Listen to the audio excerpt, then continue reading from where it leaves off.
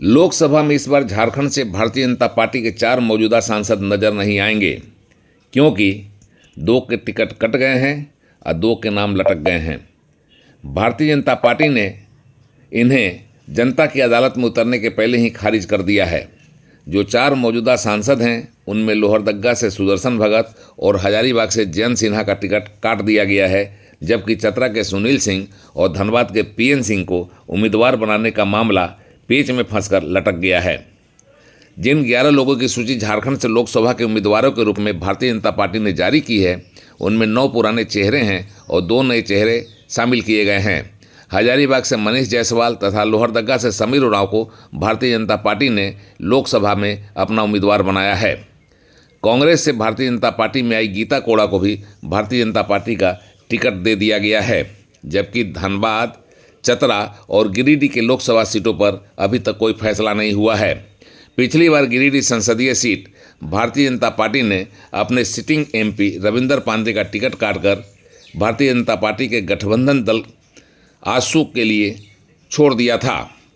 और गिरिडीह से पिछली बार आजसू के प्रत्याशी चंद्र प्रकाश चौधरी ने जीत दर्ज की थी। इस बार गिरिडीह संसदीय सीट से आजसू लड़ेगी या नहीं, अभी इस विषय पर कोई फैसला नहीं हुआ है।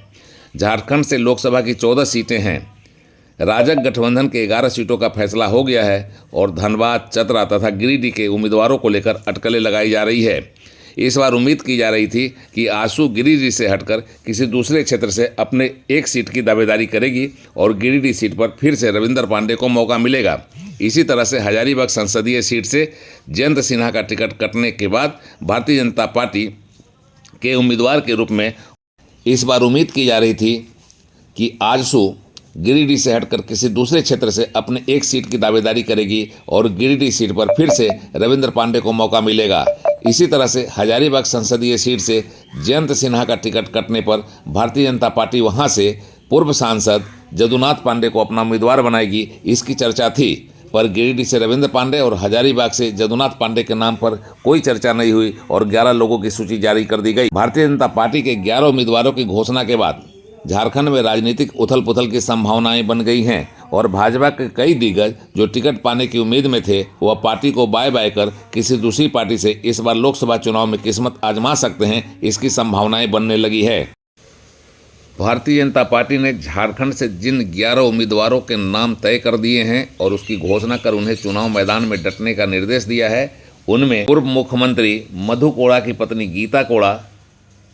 जो सिंहभूम से चुनाव लड़ेंगी, राजमहल से ताला मारांडी, दुमका से सुनील सोरेन, गोड्डा से निशिकांत दुबे, कोडरमा से अन्नपूर्णा देवी, रांची से संजय सेठ, जमशेदपुर से विद्युत बरन महतो, खुट्टी से अर्जुन मुंडा, लोहरदग्गा से समीर उरांव, पलामू से विष्णु दयाल राम और हजारीबाग से मनीष जायसवाल के नाम शामिल हैं।